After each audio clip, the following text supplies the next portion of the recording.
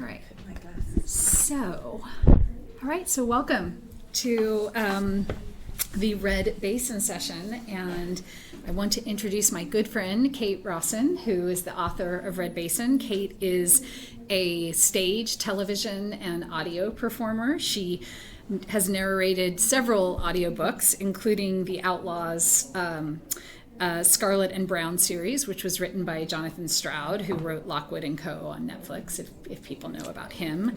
She's performed professionally in theaters around the world. She went on a tour of Shakespeare that merits its own session, but performed Shakespeare with a professional troupe in China, India, Guatemala, Costa Rica, and the King and Queen of Sweden's backyard, where apparently things happened. So that's again that's next year's Humanities Fair. We're going to reenact that. But she's an incredibly talented playwright as well. She recently won a UK Academy Award for Best New Audio Work for her production and stage play that she performed on BBC Radio, Little Blue Lines. And she is also a passionate environmentalist and engaged parent who is seeking to engage youth around what's happening to our world through multimedia. And so today we're going to be looking at her latest production, Red Basin, which has never actually been read before. And so we have a talented group of Nueva students to read and explore this new work. But this is a first. We're kicking it off at Nueva. We're getting it on recording, and we're really excited to have you all here. So I'm going to turn it over to Kate. Yay, thank you, Ashley. And I should say I'm Ashley Carson's mom. Thank you again, everyone, for coming. This is, just like Ashley said, a work in progress. It's Red Basin came out of my experience of COVID and living in California, living a long way from home. I'm from the UK. And I had a newborn baby while, the world was tearing itself apart with COVID. Just 12 miles down the road, Big Basin, which is what Red Basin is named after, was burning. And I had this newborn baby in our rented apartment, which we were following this baby around with the last air filter that I got from Target. So it's 11 p.m. at night, knowing that these lungs were precious, and we could smell the smoke in our house. And that was truly dystopian. I don't know your experiences. I'm guessing you had some version of that. And it didn't leave me, like images of smoke, of ashes on the car in the morning and the red skies that we saw. So this, that's where Red Basin started, really. It's set in the future. It's set in 2033 because I really wanted to look at the near future. I didn't want to create something that we couldn't relate to. I wanted something that was within imaginable time. I tried to make it realistic, like it's definitely on the dystopian. I took the 2020 election as going the other way and went with that. So less tolerance, kind of more insular America. And then as a kind of an immigrant to the US, like things like the American dream are really in my, my son here, Gilly, and my kids go to, a local elementary school. They do the, I can't even remember it now, the flag thing that you guys do. Pledge of Allegiance. Right, the Pledge of Allegiance, sorry. Still got a 2-year-old that keeps me awake a lot of the night. And those words, I think maybe when they're so foreign to you, you hear them new all the time, probably in a way that if you came to Britain and you heard the national anthem and all the things that it's just words and sound to us. So all these things kind of came together in this play, and it's epic. And I'm at the stage now where it needs to be trimmed down, really. And I need to find a narrative that is going to be accessible to people, it's going to be hopeful, it's going to be interesting and entertaining, but it's also going to make people think. Please come in. This is Red Basin theatre session if you want to drop in for a little bit of a time. There you go. So what we're going to do today is present a few scenes from the play. They are from the second half of the play, so I'm going to have to fill you in. Forgive my kind of long-winded description, but just so you can kind of get as much as possible out of the script.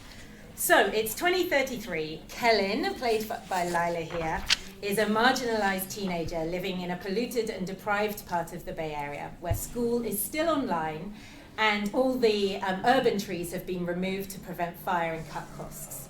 She was born 13 years earlier in the hollowed out fire cave of an ancient redwood, which her parents then named the Mother Tree. But since then, she's returned as a toddler, but since then, she has never been back to Red Basin. She lives with her father, Arun, and her little brother, Paul, who suffers from chronic asthma, and her mother, Eva, who Mari is going to play in a flashback scene, who has not lived with them for many years, and nobody knows why. And the relationship with Kellen is very tense. So Kellen doesn't remember visiting Red Basin, and the concept is that the state parks, which are super accessible to us now, are not so accessible in 10 years' time because climate mitigation costs money and pressure on the land, and plus the environmental factors like potentially more fires, more storms, make the Big Basin itself. I don't know if you've been there, but it's very restricted access now, 3 years after that. So I'm just imagining that basically you have to pay to enter is one thing, and also the weather is affecting accessibility as well to the state parks. So in the first part of the play, Paul goes missing. Arun finds him unconscious by an old tree stump outside, which was the last urban tree in their neighbourhood to be cut down, and happens in the scene that we're going to read. Pressure to get him treatment, and with her parents now absent, working all the hours they can, sends Kellen to the city, the more affluent area, to live with a family friend called Mary Beth. Mary Beth takes Kellen to a fundraiser for Red Basin, which is no longer a state park, it's a tree museum. And there she meets Baso, an eccentric and powerful tech entrepreneur, who is there to launch their high-end virtual reality experience of Red Basin, which is called the RBX. Kellen takes part in the demo, and it blows her mind because it's multi-sensory, it's like groundbreaking. It is as realistic an experience of nature as you can get out of nature. But it is based on Red Basin 13 years ago, the pristine forest. And it really ignites Kellen's curiosity about the real Red Basin. Does the mother tree that her parents talk about, and they tell her the story of her birth every year, does it still exist? And she cares about it in more than a myth kind of way. She cares about the reality of that tree, and suddenly it means a lot more to her. So, and we're not sure about Baso's motivation, but she's like, we can help, I can help you here. This could be a social media campaign, this could be some kind of fundraising GoFundMe. And Baso asks Kellen to find an image of herself with the mother tree. And so Kellen has hacked into her dad's home movies. He was a videographer, so he has an extensive home movie collection. And she finds this movie of her family in the forest, and she's 3 years old. She's in a stroller in the background. And she's looking for this image of her and the mother tree to give to Baso. In the very previous scene, her mother, Eva, has just come to her to say, no, you can't hang out here. You need to go to the hospital. Paul's been transferred thanks to your social media campaign. He has access to the best hospitals. But I can't leave him there by himself. Please go to be with him. So in this scene, Kellen, 13-year-old Kellen, has not decided which way she's going to go yet. Is she going to go with Baso and go on a nighttime escapade into the forest to find the mother tree, or is she going to go back to see Paul? The last thing to say is that it's a multimedia show. So that scene with her mother takes place on a screen. And then Eva leaves, and Kellen looks on her laptop for this movie. And the lights come up on the stage and it's 2023 and the actors are the movie. So as you will hear, there is some interaction as Kellen manipulates the movie. She pauses it, forwards it, whatever. We're not going to do the fast forwarding acting out. This is just a read through. But I hope that would be really entertaining to watch on the stage. Okay, I think that's it. So I should introduce our wonderful actors. We've got Ashley Berenger playing Mary Beth for me, Carson Middleton, who's going to play Arun, Mari Mahefka is going to play Eva, and Lila Pasteur is going to play Kellen at 13, so she kind of bookends the scene, and she's also going to play Zar, who's a friend of Arun and Eva. I hope that's enough for you to appreciate the scene, and thank you so much, guys. I'm going to read the stage directions. Okay, scene 7. Kellen remains on the screen. She clicks a button and the movie bursts into life live on stage. The setting is 10 years ago. Arun, Eva, and their friends Mary Beth and Zar gather for a completely non-binding wedding celebration in Red Basin. It's the evening. Eva has flowers in her hair. Arun is wearing a bow tie with his fleece. Everyone else wears an odd combination of hiking attire and evening wear. There's a stroller housing sleeping toddler Kellen parked a little away from the group. It has a helium balloon tied to it that says "Just Married." While the scene plays on stage, we can see Kellen observing it on the screen on the backdrop. The group look up into the canopy above. Eva wipes away tears and Mary Beth passes her a tissue. Sorry, I don't know what's wrong with me. It's overwhelming to be back here after that awful fire. Just 3 years since the forest burned, but look, life persists. It's life, sure, but not as we know it. Sequoia sempervirens. These old redwoods are living up to their name, all right. Huh? Sempervirens. It means ever living. It's so echoey without the canopy. The new green looks even more vibrant against the charred trunks. Look, Ava, all those baby trees giving it their all. This area seems to have gotten off lightly. The East Grove is under indigenous stewardship, remember? Controlled burning suppressed catastrophic fire for millennia. Did you know 80% of global biodiversity is found on indigenous land? We need regime change. Kellen and Greta to save the earth. It's her generation that gives me hope. Why not? Because she's 3, Mary Beth, and she didn't create this mess. We're all doing our bit to help the environment. I climbed up a redwood tree last month. What? Up at Mendocino. I've joined the anti-logging protests. With the eco-terrorists? Hardly Mary. I stayed overnight on a platform 70 feet up. Why? Because it helps me sleep at night. And because those trees are the last old-growth redwoods not on protected land. They're worth more than the 80 grand some idiot with a chainsaw is going to pocket for them, aren't they? 80 grand for lumber from a single tree? It's a desirable high-end building material.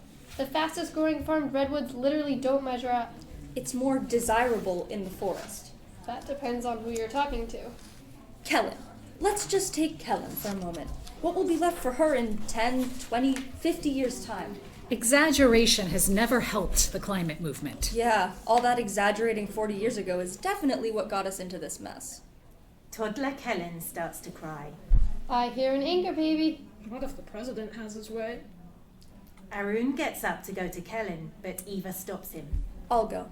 Young Kellen starts to cry loudly. Eva pushes the stroller away from the group a little. So much for the stress-reducing power of nature. Sorry, Mary Beth. She's not been herself. How often does she do this? Most weekends, it's been an outlet for her.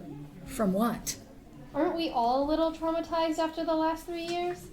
There are days when I'd like to lie down in the middle of the road and see what happens.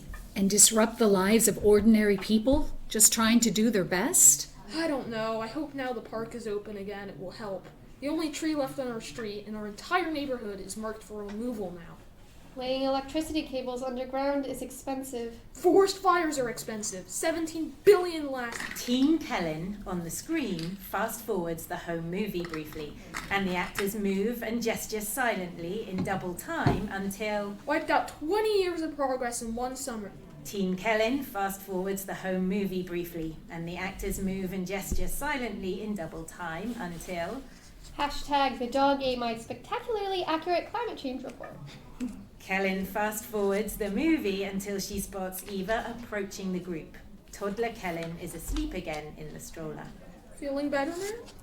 It's good to be back. I'm sorry, Mary Beth. So, let me get this straight. The last time you were in Red Basin, you had a baby and a forest fire. This time you get married. Any more life-changing events planned? I didn't give birth in a forest fire, Czar. The park wasn't burning yet, but the storm was intense. You must have been terrified. Well, we found shelter in the tree over there. The big one with the fire scar, the mother tree. Adorable. She's a beauty, all right. As Arun turns to look at it upstage, the mother tree enters the frame of his body cam, with young Kellen sleeping in the foreground. We see recognition in Teen Kellen's face on the screen. She pauses the footage and the actors freeze momentarily. Gotcha. Teen Kellen takes a screen grab of the frame. She restarts the movie. Aaron went to get help. I ran up there to the old logging track to look for signal. You were all alone? Yeah. And no. All this, I don't know, time was watching over us. Maybe I could feel the tree's embrace. Then something ancient took over and I knew we would be okay. Well, she's a doll, that's for sure. She is. But after that night, the world looked entirely different to me. Fragile. That fire was vicious. It broke every rule we ever set for it. That's not what I shot all around this grove just weeks before, even got permission to film it in the canopy. Timing. meant her world. All of it. I'd love to see the footage. Red Basin will never be the same. Thinking of selling it to a VR lab, actually. A what? I make content, right, Mary Beth? I gather data to build virtual reality experiences. Or I did. I hope they pay you well for it. That content is precious. You're a beautiful photographer, Arun. And just think, one day you can show Kellen how magical the forest looked when she was born. You can't capture a forest in a hard drive. Of course you can't, but it's nice. And we won't save it if we're distracted by distorted content. Airbrushed and monetized and finite. Sorry, Aaron. Look what we've done to these ever-living trees. Black and brittle as charcoal, some of them. But in spite of us, everyone is draped in new growth. Buds and branches and leaves exploding with defiance and curiosity. They're looking for the light. That's what is precious. That's what I want to show to Kellen, but instead the natural world is being erased from her life. If our appeal to save the pine tree fails, I'm going to stage a tree sit in it. I thought we decided against that. We didn't decide anything. The air quality at home in the summer is dangerous. It's the only tree left in our community. Kellen collects the sticky pine cones under it. Workmen eat their lunch there. Other kids stop by and play. You need to be careful taking Kellen outdoors, Eva, especially in your neighborhood. Did you read how particulates have been detected in the womb now? It's nature's population control. Soon to be our only population control. Why would anyone bring a child into this broken world anyway? Sweetheart, she can change the world. Stop saying that! If it's so easy, why haven't we figured it out yet? I'll wear a mask, okay, Aaron? An N95 the whole time I'm outside, I promise. The risks to health are not even the worst of it. You know I worry about you every time you go up north to join the protests. You saw what happened in Georgia. What starts as peaceful protests can turn lethal. You plant a tree in a container and it restricts the growth. Children and trees are not supposed to be contained. They're supposed to run wild. And the wild trees in the parks are safe. Are you sure? Toddler Kellen is crying. Let's talk about it later. Come and visit me next weekend. I'll cook us a nice lunch. I'm busy next weekend. Thanks for the balloon, Mary Beth. Kellen on the screen pauses the scene. The actors on stage freeze. Kellen rewinds the scene and the actors, and then the action replays on stage. Why would anyone bring a child into this broken world anyway? Sweetheart, she can change the world. Kellen quits the movie and the stage goes dark. She plays with her dad's lighter, flicking it to spark. She goes to shut the laptop, then stops. Instead, she looks directly at the camera and starts a live stream to her followers. Happy 4th, everyone. Thanks for the gifts. Anyone out there ever wonder what the point of all this is? Why we're even here? Anybody want to find out? Hashtag find the mother tree. Keep watching, keep giving. I'll see you later. Kellen shuts her laptop and the screen jumps to showing live images of young people gathering outside the Red Basin Tree Museum. The funder family counter remains in the corner of the screen, the donations rising at pace. That's awesome.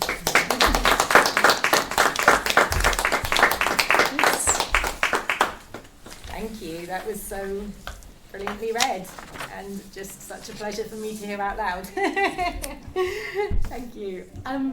Should we go straight on to the next? Sure. And if are there any students here who would like to read the part of a tree in the chorus? A few lines. Yes. All right. Excellent. All right. So you want to be actor 1. Cool. In this script. Anyone else?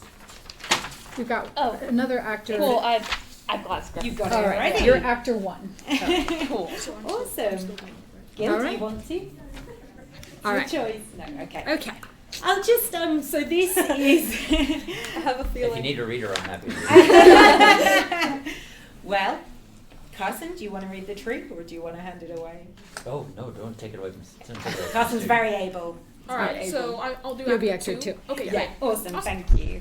This is, so we have a chorus in the play, like a Greek chorus, and it's embodied by 4 California redwood trees. And they start the play with Kellen's birth in the forest, narrating it, and they end the play as well. I've written 3 different endings for them and I don't know which one, or if any of them work yet. But they're going to end it.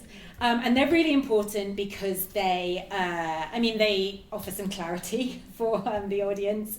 They also, I'm trying to create a forest on stage, so they help in narrating what we just can't see, even with the screen. Like, they can paint some images with words, but also, it's a play about climate change. I was very much aware that people like to bury their heads or just look away. I do too.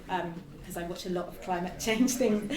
And so the trees are an opportunity for some humour and a playful relationship, I think, between the audience, representing humans, and them representing trees. And the fourth wall is definitely broken. And, well, as you'll see, the trees comment on the audience. So I hope it's a bit of fun. This is the beginning of Act 2, so it's kind of reintroducing themes. I like the idea of Firestarter by The Prodigy playing, if anyone knows that dance track, which my son does. Okay, cool. Take it away, Lala. The earth shifts and swells and bends and breaks and squashes and squeezes, as it has done since the beginning of its time, when chance delivered just the right properties to accommodate unfathomable varieties of life. For hundreds of millions of years, we shifted with it, slowly moving away from the roots of our prehistoric ancestors towards the moist air of the coast, where recently, in little more than a century and a half, 96% of us were welcomed into the heart of your communities, evolved into homes and picket fences, ADUs, and decking.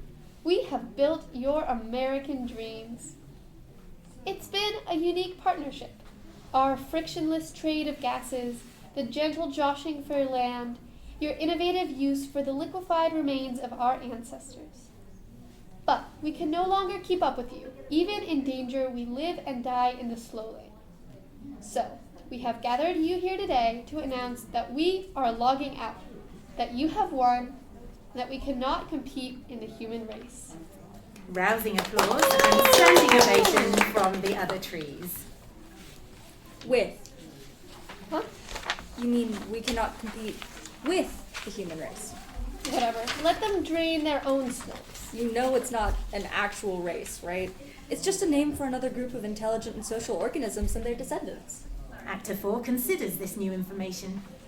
Nah, it's a race. Look at them. They're bobbing their heads to get the best view now, competing for the most elbow resting territory. And they have winners and losers. Who came first in the race? Well, the first people lost. First the worst, second the best, third, fourth, fifth, the jury's out. The first people to discover the first people won. The ones to put their names on things. Why do they put their names on things? Can't have a social media account if you don't have a name. Or a legacy? Or a logging company. They put a name on me. You'd better watch out then.